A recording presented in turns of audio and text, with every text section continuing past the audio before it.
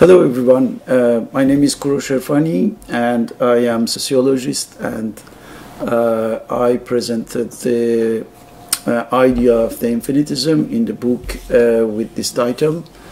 And the infinitism is a philosophical theory according to which we can effectively get anyone we need in the nature if we are able to explore and use the infinite possibilities that are in the composition of the different material realities in the universe. The constitution of the matter is such that we can get anything we want, as much as and as many as we want, if we know how to explore it. In order to achieve this goal, we need a very deep and practical knowledge about the infinity.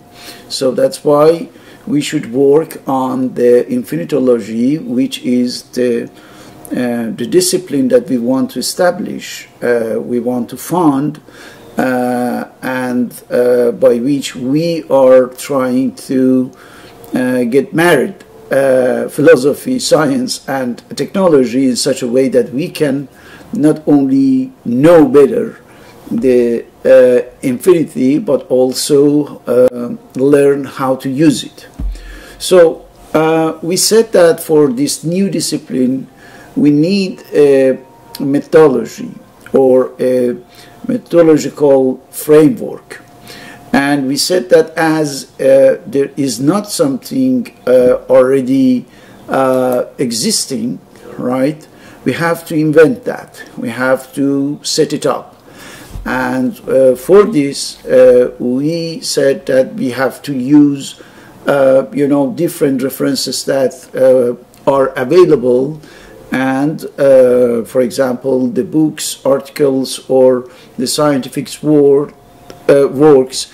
And that's why we started with a book that is very interesting. It's called Against Method, from the Austrian philosopher of science Paul Feyerabend, and we try to see how in this book we can find the interesting point that could be used for the Infinitylogy.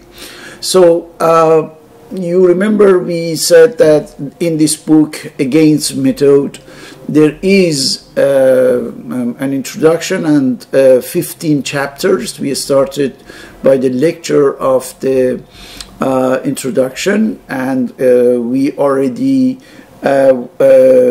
went through several pages, and we retain some points that could be effectively used for what we want to do.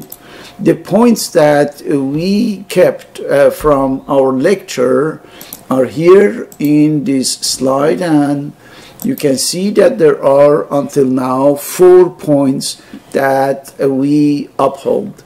The first one is that we should not be tied to a specific philosophy or predefined methodology. And the second is we should be rather thinking about methodologies, but not maybe one single methodology, right? And we got these 2 points from the lecture of the introduction of this book in the video number 8. In the video number 9, the previous one, we continued the lecture of the introduction of this book, and we got these 2 points. First, too much specialization could make us miss some necessary point. We saw that if we try to restrain the specificity of what we are doing, we could effectively miss some other points in other fields, in the neighbor fields, for example, and then we can effectively make a work that is not very complete. That's why the second point of the last lecture is scientific knowledge should be humanized, or it could be highly deficient. We saw that the fact that some scientifics are pushing everyone to come through, the scientific method, or what they define as scientific method, could be effectively negative, could be not very constructive for knowing better and better the truth or the reality. So that's why we have to be attentive about that, and we will continue with this lecture. But I would like to remind you, if you have seen a movie that was called The Man Who Knew Infinity, that was a very interesting movie. We saw, or if you read the book or the some texts that are related to the work of the Indian mathematician Srinivasa Ramanujan. So we saw in this movie, and this is a reality because it's based on the fact that there had been a very serious conflict between the way Ramanuja was trying to understand the infinity and to produce the mathematical proof for that, with the so-called scientific proofs that the scientific group over there in England was requesting, was expecting. There was a conflict between the two different approaches. The approach of Ramanuja was an intuitive one, even though it was producing the things that were completely true.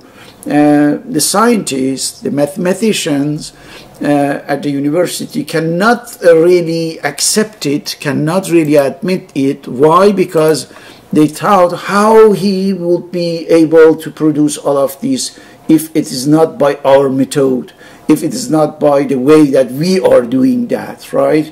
They didn't believe in the existence of any other method or approach that could be. That's why when Ramanujan produced the result, and these results were exactly what the mathematicians had tried to produce by their own way, they were completely amazed. And there was the hostility even with regard of his work. Why? Because they didn't want to accept that there would be any other method, any other approach, any other way to arrive to the same conclusion. So that's an example of what here in this book Paul Feyerabend is talking about, because he thinks that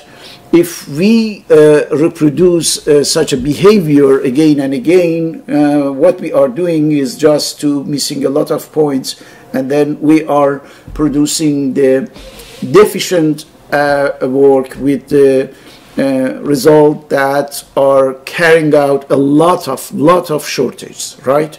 So that's why we should be attentive when we are trying to construct a mythology or a methodological approach for the infinitology. We should not really be very rigid in what we are doing. The flexibility, the intellectual flexibility, the theoretical and the methodological flexibility are absolutely necessary for what we want to do, essentially because it's a question of the infinity, with no any limit or restriction.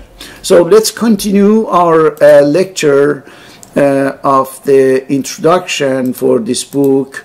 we arrived to the page 11, where it was question of the answer of the Feyerabend to a set of question regarding if we should or not intervene our humanism or the human particularity, like the sense of humor, intuition, you know, ideas in our scientific world, right?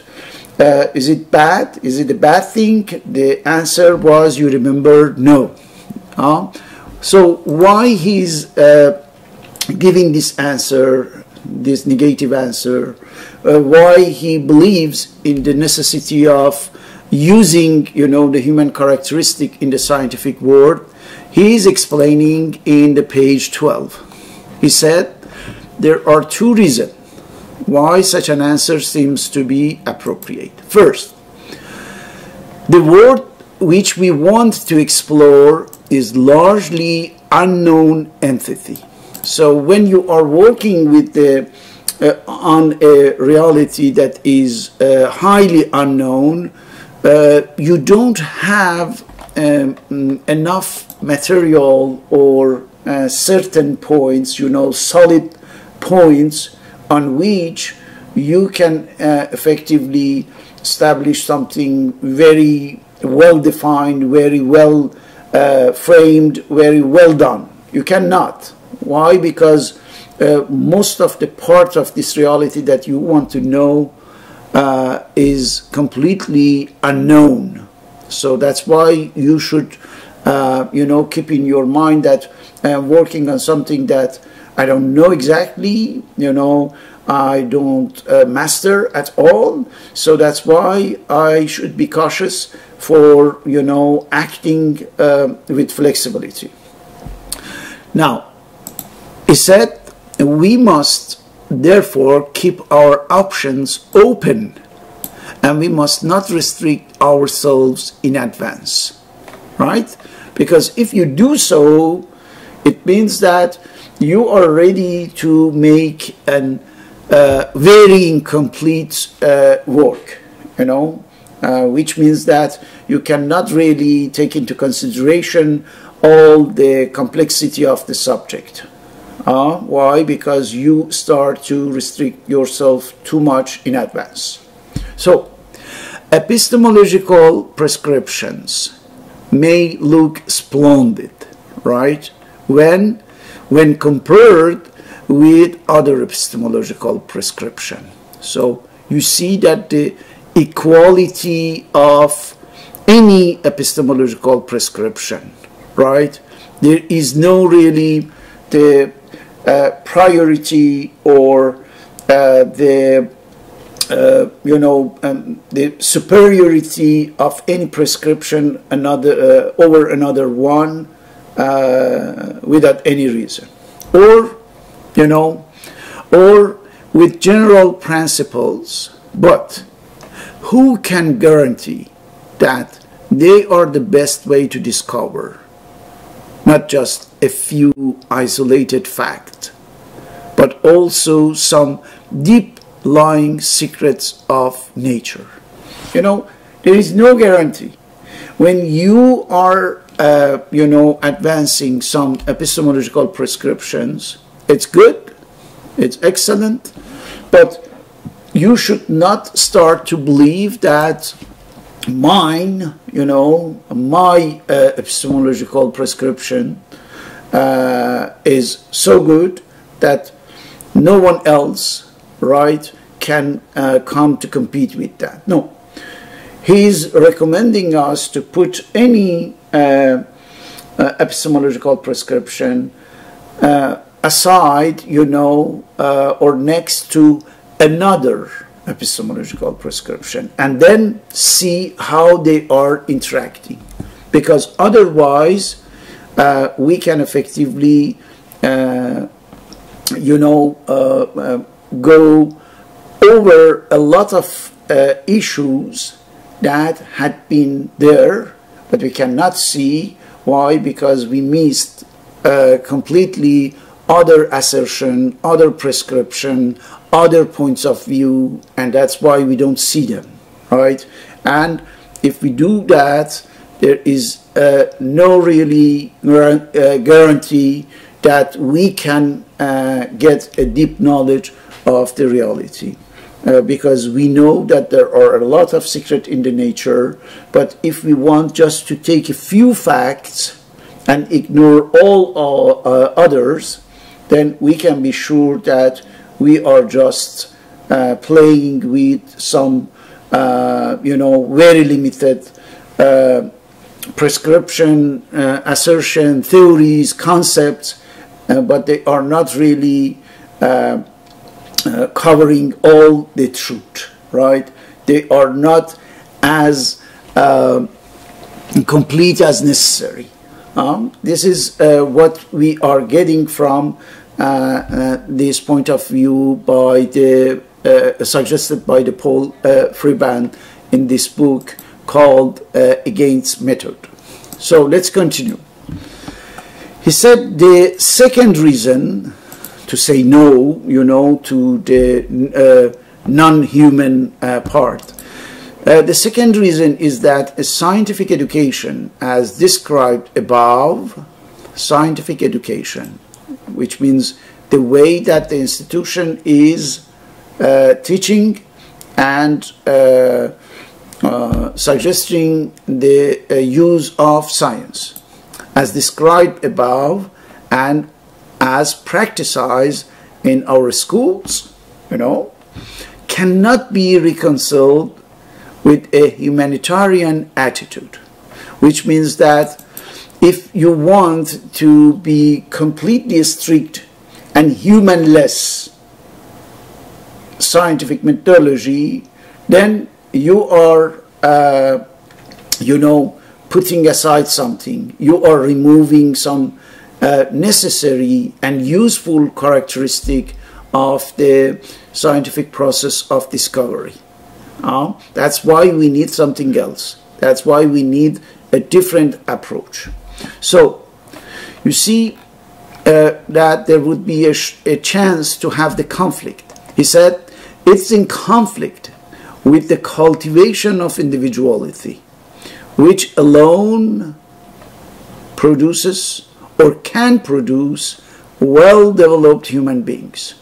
So if you say that you should not really use your humanity, your human characteristic in the production of the scientific knowledge, what you are doing is to weaken, to somehow damage a very interesting process that is the cultivation of individuality. And if we do that, if we remove the individuality or the individual particularity of the scientific himself or herself, then we are depriving us from all the production that we can have, and essentially the production of the well-developed human beings. So tell me, if the science is not there to help us to have a better society with the better individuals, why we have to be interested in, right? So we need all this knowledge, all the technology, all the science in order to create a better society. And the more human society, the society in which there wouldn't be any crime, for example, any mass slaughter, any oppression, dictatorship, or like exactly right now what is going on, for example, in between the Israeli and the Palestinian, to massacre the the Palestinian in Gaza, for example, under name of this or that. No, we don't accept it. In a human society, we don't accept it. We don't accept the loss of any human life. And the science can help us for that. If the science is there to kill more, why we have to use it? Why we have to invest on that? So that's why as soon as you remove the human characteristic of the scientific work, you are helping to create a humanless and world, a world without any ethical guardianship, you know. And from that moment, you should be waiting for any crime, for any catastrophe. So that's why we should be attentive about that. And essentially, when it's a question of new discipline like the Infinitylogy with a huge potential, you know, having access to the infinitude of the matter, you know, is very sensitive. It can change our destiny in the best way, in the better way, which means that if we can really arrive to this idea of the infinitism according to which we can produce everything we want, as many as we want, you know, as much as we want. So certainly with this we can you know, take a turn for the better of the world, but we can improve our existential condition worldwide. But at the same time, if this is something that would be in the hands of the nasty and bad people, they can use it also for the goals and aims that are not really related to the human values. So that's why we should be attentive from now, from the beginning of this you know, undertaking. We should be attentive about what we are doing. So let's go through the text. It says, it means by compression, like a Chinese lady's food, every part of human nature which stands out permanently and tends to make a person markedly different in outline from the ideals of rationality that happen to be fashionable in science or in the philosophy of science. You know, here the author Paul Feyerabend is referring to a very old tradition in the ancient China where the woman had to carry their feet, you know, in a very restrained shoes. I think that was the wooden shoes, in order to keep their foot, you know, small and beautiful for the pleasure of men, you know. So that's the idea. That here, if we try to put anything in a very limited, you know, compressed cliche or boxes, then we start effectively to be completely out of the all the profound reality that we can first know, taking knowledge of that and then use it, right? So that's why we need effectively to work on the different aspect of the human. That's what is a question of every part of human nature. We cannot say only, let's go through the rationality and let's forget about the emotions, forget about the intuition, forget about the sensation, for example. No, it's not good. And it cannot really help us, you know, to have a better science or to have a better philosophy of science. We need something beyond that. We need something that include the human beings, include the humanity of the human being. every part of that, not only one. So, to attempt to increase liberty, to lead a full and rewarding life, and the corresponding attempt to discover the secrets of nature and of man entails the rejection of all universal standards and of all rigid traditions. You see, if you want to, give more and more freedom to the people, if we want to have a flourishing life, a developed and advanced life, advanced materially and no materially, we should attempt absolutely to go through the rigid tradition, and we should reject all universal standards and of all rigid tradition. So you see that there is a complementary explanation here that says it also entails the rejection of large part of contemporary science. We can ask ourselves, this is what I did in the Persian version of the Infinitylogy. You remember I said that there is this book that I published before Infinitylogy in English, and in this book, in the Persian version, I effectively telling the readers, that we cannot look for a already established philosophical or scientific theory to save the world, to bring the world out of this catastrophic situation in which we are, with all the inequality, all the environmental problem, all the poverty, and so on and so on. We cannot use what we had already, right?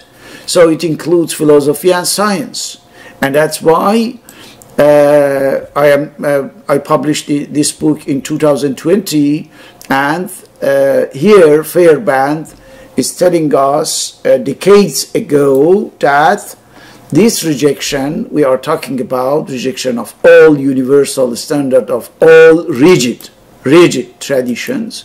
It includes a lot of part of the contemporary science at that time. And it's true also, I think, today. Now, it's surprising to see how rarely the stultifying effect of the laws of reason. We have something that is called, among the scientifics, the laws of reason, or scientific practice, is examined by professional anarchists. So, the Feyerabend is telling us that is so bad that the professional anarchists did not go over, the laws of reason and some scientific practices, and to see how effectively bad are the consequences of what is going on. So that's why we need what? We need according to the author, an anarchist review of the science. Why? Here, professional anarchists oppose any kind of restriction. Oppose. They don't go with any kind of restriction, and they demand that the individual be permitted to develop freely, unhampered, which means without entrave, without any barrier, without any restriction by laws, duties, or obligation. So you will see later when we develop our discussion about the methodology that in infinitism and for infinitology we will be recommending seriously the usage of the methodological approach. That's for sure. But the reason I choose this book is because I don't want, consciously at least, limit ourselves and the methodology of this new discipline of infinitology, into the very restrained boxes, restrained fields, and from the very beginning of this work, close our hand, hide our hands in such a way that we cannot see all the possibilities, all the potential creativities that we can have regarding the usage of infinitude, the knowledge and the usage of infinitude in the matter.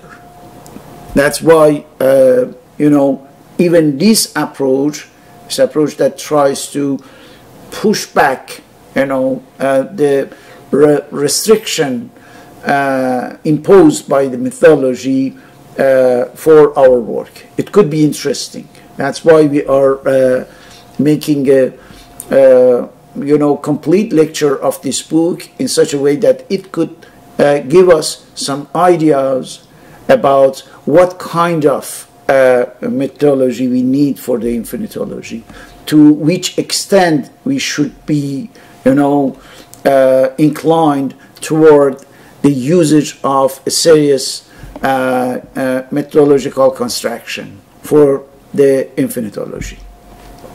So, let's see here. Professional anarchists oppose any kind of restriction, and they demand that the individual be permitted to develop freely, unhampered by laws, duties, or obligation. And yet, they swallow without protest all the severe standards which anarchists and logicians impose upon research and upon any kind of knowledge creating and knowledge changing activities. So as you can see, it's a question of using effectively the standards, using the laws, obligations, the technical obligations and so on, but in such a way that we can have effectively a very good and enriching process of knowledge creating, process of knowledge changing, which means that we should be able, not only we should use the science for the better of the humanity, but also we should be able to improve, the science itself. We should be able to work on the particularity of this or that science in such a way that they can be better, more efficient, more accurate, all of this. Which means that we should not be the mere users of the science as we have been taught in the school or university here and there. No, we should have a critical thinking about the science, about the philosophy of science. Critical thinking should not be forgotten in any stage of this long process. Now, Feyerabend says, occasionally the laws of scientific method, or what are thought to be the laws of scientific method by a particular writer, are even integrated into anarchism itself, which means that the anarchism is not, in denial of the necessity of application of the method in a scientific world at all. It's not question of deny that. It's not question of remove the methodology from a work. This is not the idea of the anarchists. They want to have this, but in such a way that they can use it intelligently, with flexibility, right? And not in a rigid way. So this quote from Kropotkin, I think is a Russian scientist, is very interesting. Anarchism is a world concept based upon a mechanical explanation of all phenomena, right?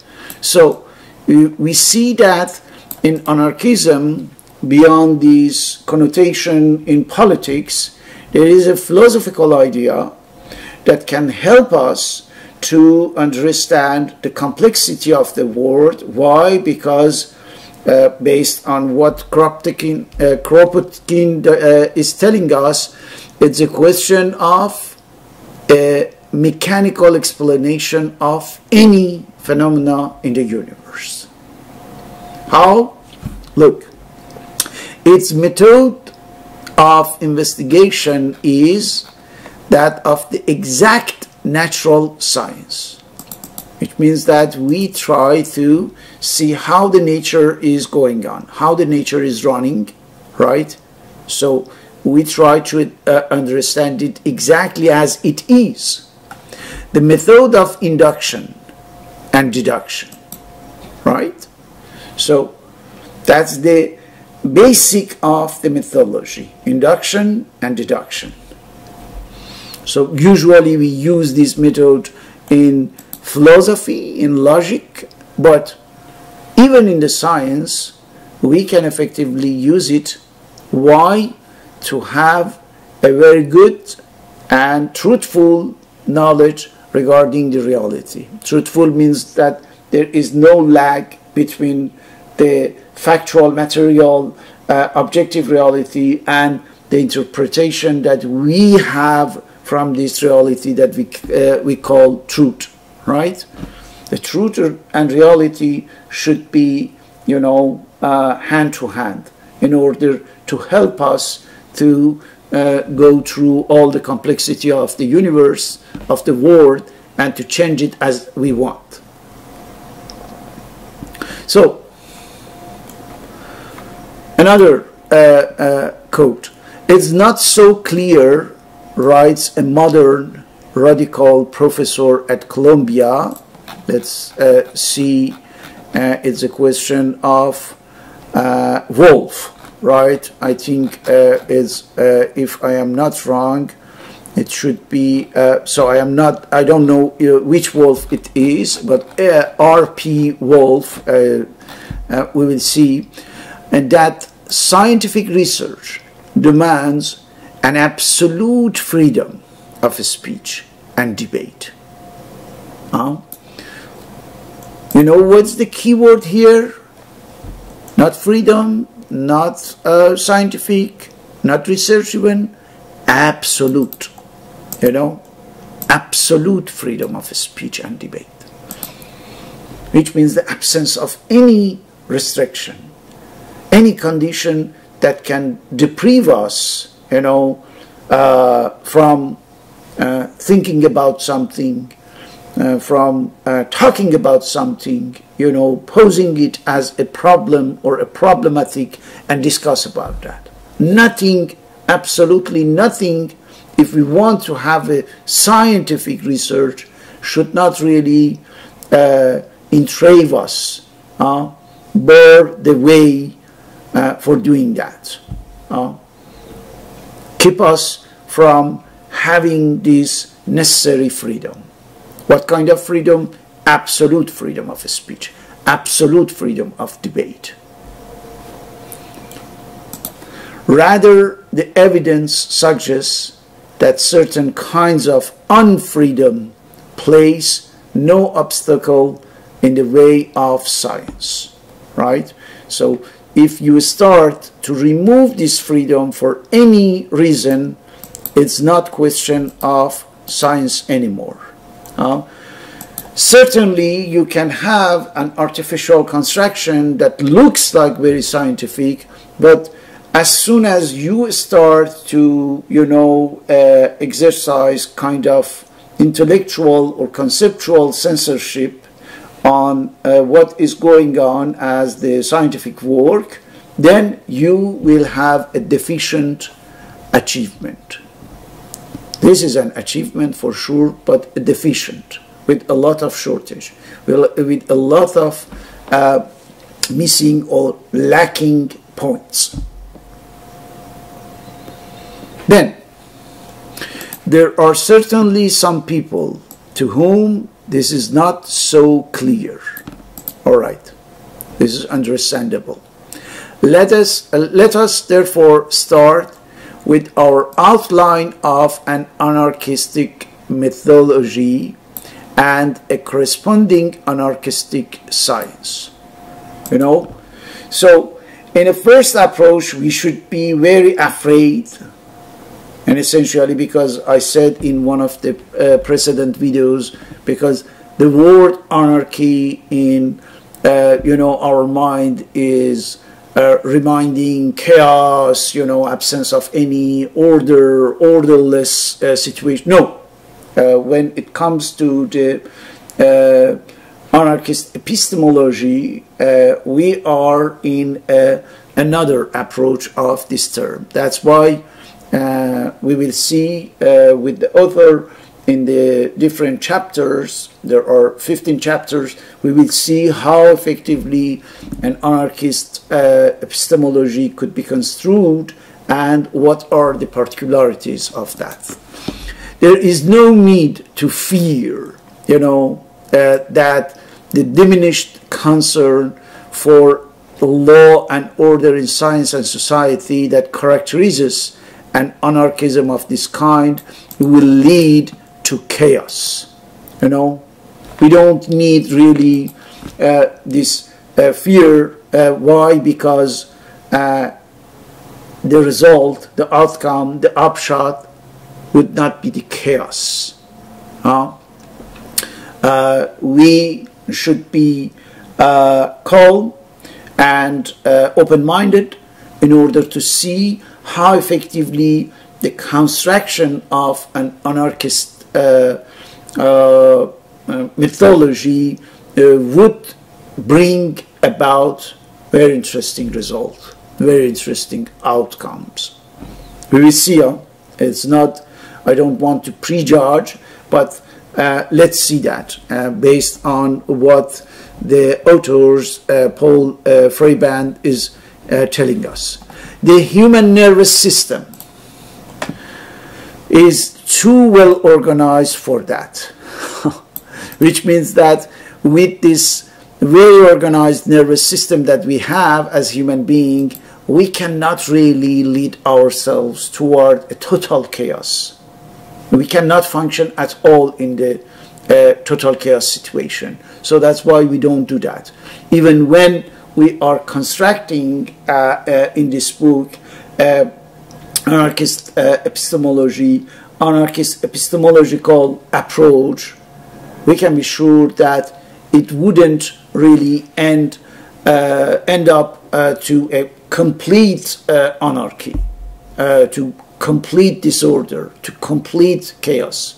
It doesn't work like that, right? So that's why we should remove from our mind the idea of the orderless or chaos from the word anarchy.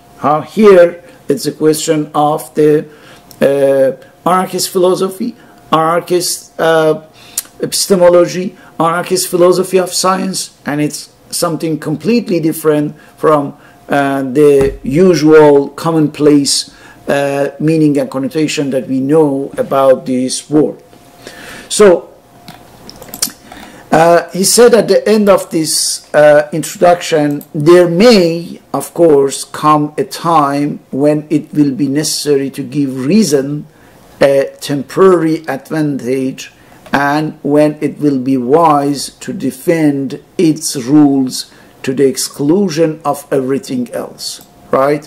Which means that at some parts it would be necessary to be able to imagine a so-called orderless framework. But it's just for the sake of the theoretical construction that we are doing in this book as the anarchist epistemology. It's not really something definitive, right? It's not something forever. It's not for all over the things. No, it's partial and momentarily for the necessity of this theoretical construction. And finally, we see that it said, I do think, there may of course come a time when it will be necessary to give reason a temporary advantage, and when it will be wise to defend its rules to the exclusion of everything else. I do not think that we are living in such a time today. So at that time when Paul Feyerabend was writing these, it says that we are not there. Does it mean that at a given moment we will arrive to this situation of so-called chaos? You don't know, but he said that today we are not really there. So there is nothing worried about this. So look, there is an explanation that is interesting in the footnotes regarding this last phrase. He says, this was my opinion in 1970 when he wrote this text, when I wrote the first version of this essay. Times have changed. Considering some tendency in the US education, politically correct academic menus, in philosophy like postmodernism at that time, and the world at large, I think that reason should now be given greater weight, not because it's and always was fundamental, but because it seems to be needed in circumstances that occur rather frequently today. Today is 1993, when he was reviewing these texts, but may disappear tomorrow to create a more human approach, right? So as you can see, even for his own work, Paul Feyerabend is remaining flexible, ready to accept the change. You know, he has an evolving approach regarding even his own ideas in this book, in this text. At different points of time from 1970 until 1993, with several editions of this book, you know, he is ready to accept the change. He is ready to integrate the real change of the academic worlds of the philosophy with the arrival of the postmodernism, for example, in his own work, in his own book. You know, so this means that not only he's teaching, he's explaining, he's elaborating and suggesting the anarchistic epistemology, but also he is applying it to himself and his own work. And that's why he's consistent, right? He's consistent to what he said in practice. That's why it is important. So we finished the introduction, which is the first part of this book, Against Method, from the Paul Feyerabend. And from the next video, we will go through the chapters, and we will start with the chapter 1, just to give you an a preliminary idea about what it is. This is the abstract. This is shown both by an examination of historical episodes and by an abstract analysis of the relation between idea and action. The only principle that does not inhibit progress is anything goes. You see how even before we go through all the details of this chapter, this word of anything is assuring us, it is giving us a kind of assurance about the relevancy and the pertinence of the reference that we use for what we want to do. What we want to do is to create a methodological framework for this new establishing a discipline that is Infinitylogy, right? And here it's a question of what? It's a question of anything. Anything means finitude. Infinitude. Anything means there is nothing exception. There is nothing aside.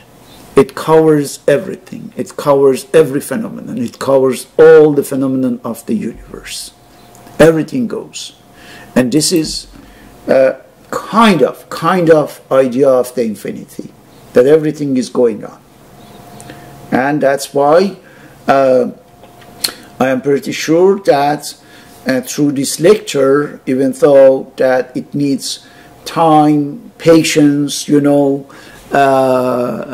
and everything with that, but I am pretty sure that at the end of this lecture, we will have a lot of points, a lot of interesting suggestions remain from this book that we can effectively use in the construction of the Infinitylogy. Please don't forget the general frame of what we are doing. What we are doing is trying to see if we want to create, it's a question really to bring about something that doesn't exist or didn't exist, we can say.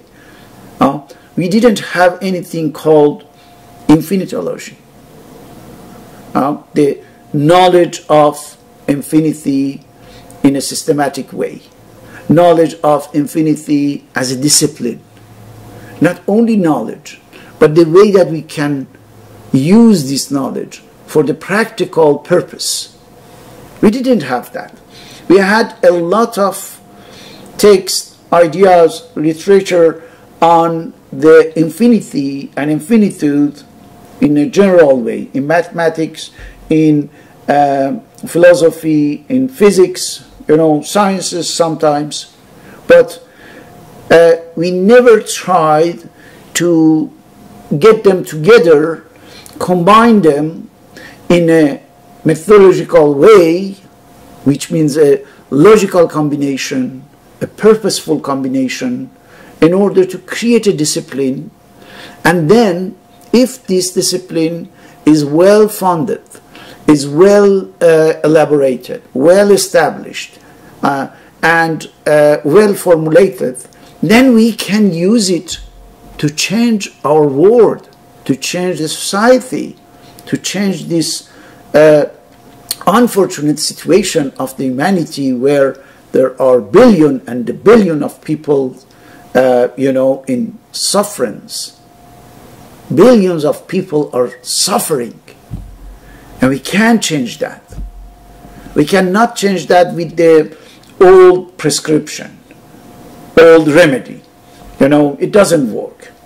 All the remedies that had been recommended didn't work.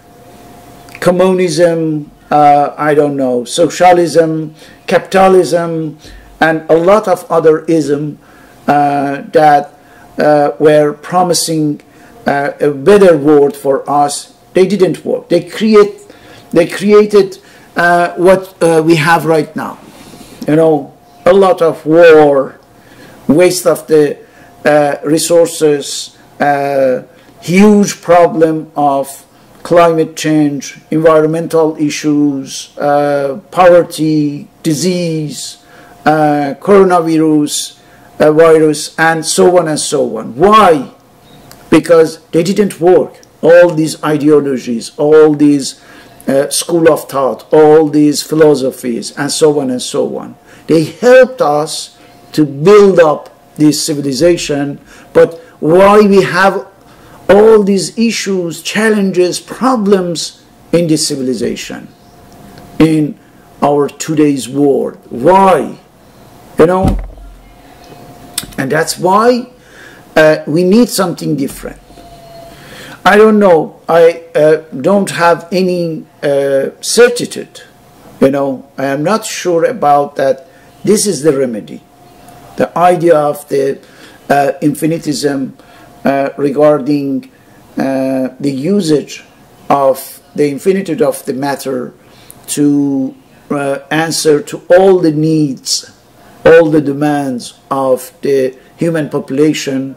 I don't know if it's a good idea. I don't know how practical it is. I don't know how we can achieve that. But what I know is that we need effectively something new, something different, something that had not been existing before, right? Because we tried all of them, and none of them could save us.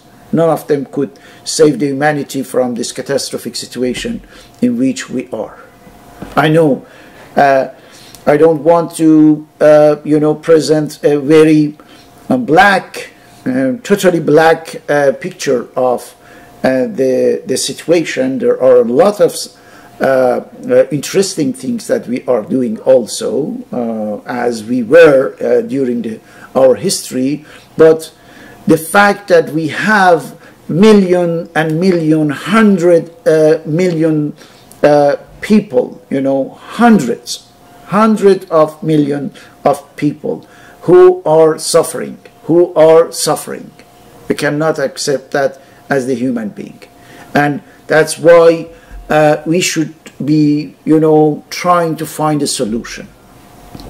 The solution that, as one of these almost 8 billion people on the earth, I am suggesting is to use this philosophy based on the infinity in order to find a solution that can go beyond the semi-solution, semi-measures, right, that we have been recommending to the humanity, and they didn't work at all, unfortunately, or they didn't work as expected, at least we can say.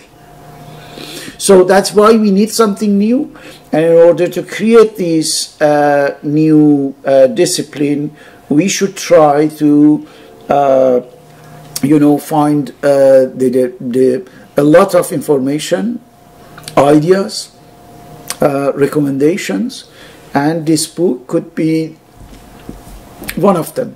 Is a source of, you know, inspiration for creation of the methodology for this new discipline called Infinitylogy. All right, next time in the video number 11, we will go through the chapter 1 of the book Against Method from the Paul Feyerabend, and then we will see if we can find some other interesting points for what we are looking for. Thank you very much for watching this video.